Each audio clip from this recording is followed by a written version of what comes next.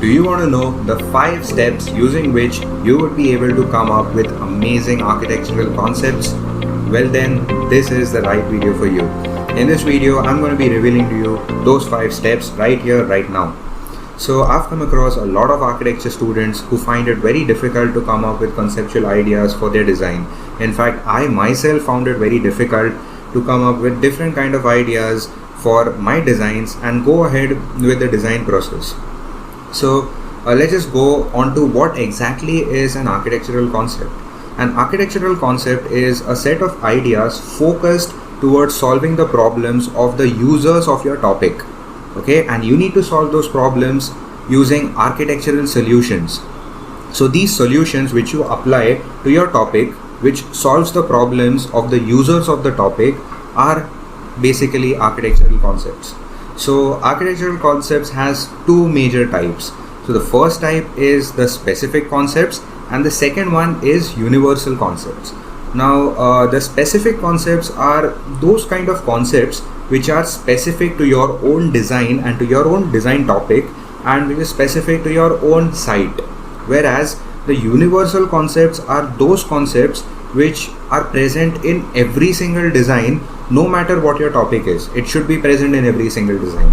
Okay, so we have 3 types, the 3 steps which are focused towards the specific concepts, and then we have 2 steps which are focused towards the universal concepts. Now let's just go on to these 5 steps one by one. Okay, so the first step you have in the specific concepts is that you need to know your requirements. Okay, and by requirements I don't mean the brief of the design. You definitely ought to know the brief, and you would be given the brief by maybe your teachers if you are a student, or you might be given the brief by a client for whatever design they might be requiring. Okay, but you need to know that one special requirement which you could add to your brief. Okay, that 1% which you could add to your design that solves the problem of its users, for not only the problems which they are facing now, but how you can also solve some problems which they might have in the future. Okay, and to know that, you need to go deep into your design. You need to know your topic from top to bottom. Okay, so let's just take an example of this. So if we just look into the design of a culinary institute. Okay, now let me tell you, a culinary institute is an institute which teaches people to become chefs. Okay, and as I tell you about this example, just try to relate this with your own topic. Okay, so as I go deep into the culinary education system, you go deep into your own topic and try to visualize, try to find out if you get this one special requirement from what we are relating to the example right now. Okay, so just do that thinking in your mind. Okay, side by side, do the thinking. So if we just go deep into the culinary education system, earlier there was no such proper education institute as such for culinary education. The only places where you had culinary education was in military camps, where people needed to know how they could cook to survive. Then the second place was communities. Okay, so earlier there were community housing. People used to live in communities, and also there were some places where the cooking was done for the entire community at one single stretch. Okay, and majorly the culinary education was given in houses, in residential homes, where moms taught their daughters how to cook. But you know what, with the invention of the first restaurant in 1765, and as restaurants kept on coming, more and more restaurants kept on growing, there was a need for a proper culinary education. And this need arose because there were different kind of problems which were happening. People started dying due to food poisoning, and this was a very serious issue, and all the government authorities, all the governing bodies of any particular area, they decided that we need to have a proper culinary education, because without that there would be a lot more problems. So then a proper culinary education system came into being, and as the restaurant thing kept on going further, as we kept on moving ahead in the timeline, as hotels kept on coming in, there were focus areas which were shifted not only from restaurants as a kitchen, but restaurants and hotels where you had different kinds of rooms, you had a different set of ambience, you had different set of activities which came into being in those places. Okay, so now if you just look at your own topic, just look at how was it in the past and how did it change where it is now at, okay, how it is in the present. So similarly, if you look at the culinary education, in the past you might only require kitchens where they used to teach people how to cook. But when you come to the present, where we now have big hotels, there is a different kind of a system where you need to provide the proper ambience, you need to provide proper dining areas, and not just the cooking aspect but also the business aspect. You need to know about accounting, how to maintain your accounts, you need to know about different kind of laundry, what all equipments are needed for different kinds of rooms. You need to know about proper cleaning and all of those aspects. Okay, you need to know how to serve your people, how to communicate with those people well, how to give them a very good experience, and for that you need different kind of classrooms, you need different kind of systems for education. Okay, so the number of places, the number of activities and the spaces that you give also increase. And if you look at the future, okay, now this is the thing that you need to look into. So in future, and even this has started now, the culinary institutes which were there 15 to 20 years from now and the culinary institutes which we now require have a huge difference between them. Okay, and this difference is because of the advancement in technology, the advancement in the number of jobs which these people can now focus on. Now, if you can see in the past decade, with the increase in the internet and the boom of the social media, you can see there are different kinds of jobs which can be applied to the chefs or anyone who is in the food and beverage industries. So we have jobs like a food blogger, you can be a food photographer, there is someone who can be a food stylist, someone can have their own food truck. Okay, so there are different kind of job opportunities, and with these job opportunities come different kinds of problems where you need to provide different kinds of spaces. So if you look particularly in this aspect of social media, you might figure out that you need a space, maybe a food photography studio, okay, where the food stylists, the food photographers can take professional photography of their creations, and these photographies can be used for marketing purpose. Okay, so just go deep down in your topic, know how it was being used in the past, how it is being used in the present, and how it can be used in the future, and what all different spaces can you give in your topic. Right, then the next thing is, how does your design respond to its surroundings? Okay, so there are two types in which it can respond. The first type is the geographical topography, where your design would be placed, that is the site of your design. And the second thing is the surrounding structures, okay, which are the structures which are surrounding your site. So let's just look into the geographical topography. Now, you might have your site which is on a cliff, or you might have a site which is on a desert, or you might have a site which is on a marshy land or on a forest. But with each and every kind of a geographical topography comes different kinds of advantages and different kinds of problems.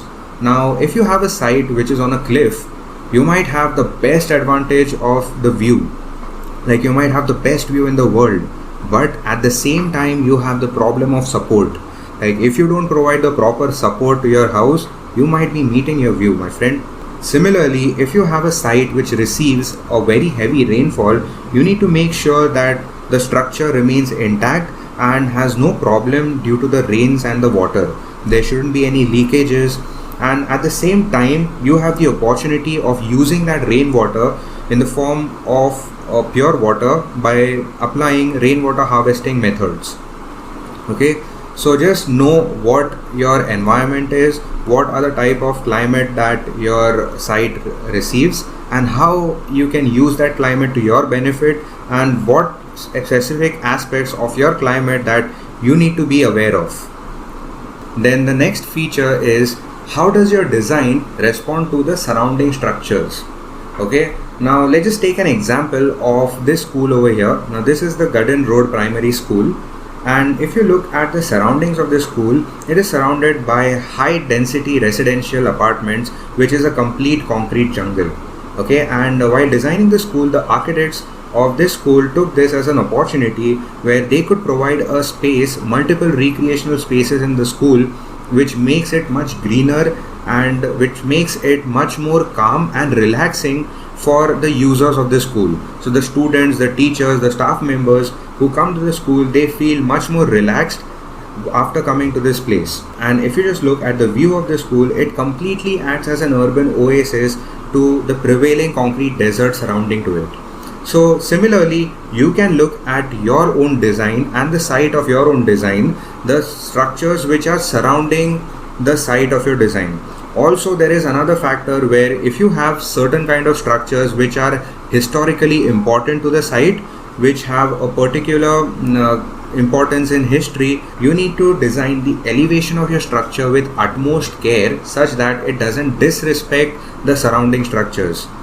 Okay, so you just cannot design something very much vague or very much out of the form if you have all of the structures surrounding to you in a particular design language. So you need to follow that design language and look how you can appropriately incorporate your structure within the surrounding structures.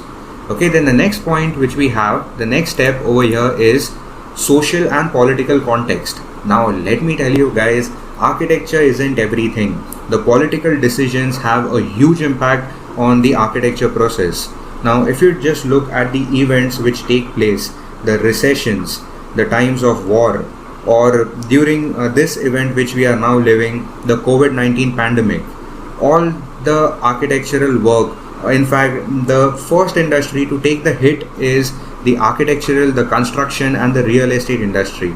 So whenever there is some kind of a recession or some kind of a political or social conflict, the architecture industry is the first one to take the hit and the work really goes down. So political and social context is very important.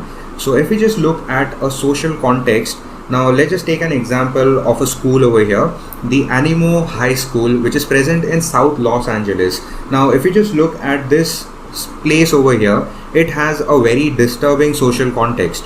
So there were a lot of riots which took place over here, and even in the last decade there was a big riot which took place which demolished the school. So which proposed a requirement for a school over there. Now when they designed the new school for in place of the demolished school, the concept of designing the school was more around security. So the entire school is surrounded by 20 feet high bullet resistant metal sheets which connects beautifully with the design. So when someone is in the interior, the perforated sheets allows the light to pass in and also allows the users of the structure to a transparent view where they can see everything which is in the exterior. And at the same time, this metal bullet resistant metal sheet, this perforated metal sheets, protects the users from the riots or conflicts which might happen outside the school. So similarly, just look at what is the social and political context of your area. Now it might not be having such an extreme social context where riots keep on happening, but you might just look into basic social aspects, like if you are designing a residential apartment or a residential building, you might place the apartment blocks in such a way that there is more kind of a social connectedness with people rather than people living in a vertical isolation. You can just add some features in the design which help people interact more socially and makes them more socially active. Then let's go on to the next point, which is how architecture shapes interaction. So you need to look at how your architecture might shape interaction. Now let's just look into the same example of a primary school. Now if I ask you what should be the requirements of a primary school, so what would you come up with? Maybe you would think a school would require classrooms, staff rooms, maybe a playground, a library, auditorium, a cafeteria, and all of that thing. But what is that special requirement which a school would need? Now each and every school must have all of this, but what is that special thing which connects to its users? Now the architectural concept which you use should be able to connect to the memories of its users. Now if I ask you a question, what are the memories that you have of your school? Okay, so when you were in school, what are those memories that you relish and you cherish even now? Might be you running on the corridors during the recess, or it might be you coming from the gate to the classroom thinking, what am I going to do today? Or it might even be that you just roaming around the corridors or running in the playground or having fun with your friends and all of that. But do you remember, like, you are sitting in the school with a book and studying?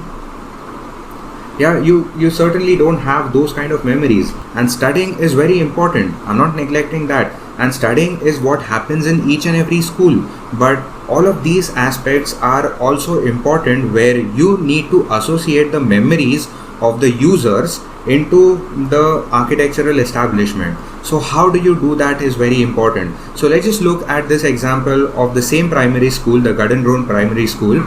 So if you look at the form of the school, the form is a staggered form, okay, where you have multiple interactive spaces in between the school. So if you just move from one place to the other, you have multiple overlooking spaces where you can just look at what kind of an activity is happening over there. And all of these multiple overlooking and interactive spaces have also been integrated with landscapes, with maybe small trees, with maybe benches.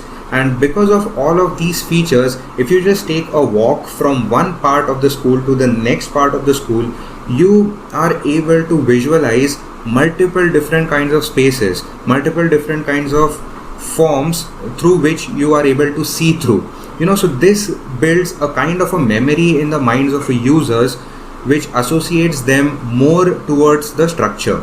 Okay, so you need to figure out how the architecture of your topic is going to shape interaction between the users of your topic. Then we come on to the final step, which is, does your form follow function? So the form that you associate with your design, it should not only be in an aspect of creating an aesthetic beauty, but it should also create a functional beauty. So beauty is of different types. It is also aesthetic, but it is at the same time it is also functional. So does your form follow the required function for your users? So let's just look into this example over here, which is the Maggie's Lead Center, which is designed by Heatherwick Studios. So this structure is built for the mental health care of cancer patients, and as you can see, the entire structure looks completely green and covered with plants. So if you just look at the mindset of someone who's suffering from cancer, think what would be their mindset. They would be totally devastated and would be completely tensed of what's going to happen next. So if such a person with such a disturbing mindset enters into any kind of a center, what would be the first reaction that your architecture should help that person with? Okay, so the number one thing what you can do is just calm that person down in whatever means possible. So if you just look at this structure is completely designed in nature, and when someone just enters the structure, the entire environment of the structure helps that person to come to a little bit of a calm state, not like totally recover from it, but it would help certainly to that person. So if we look at the design, the structure has 3 shear walls that are extended right from top to bottom, and at the top of those shear walls are green roofs. And at the periphery of all of these shear walls are timber bars which extend and join right till the end of those roofs. So these timber bars, they look very attractive, okay, and along with the aesthetical beauty, the another beauty which they have is they support these green roofs.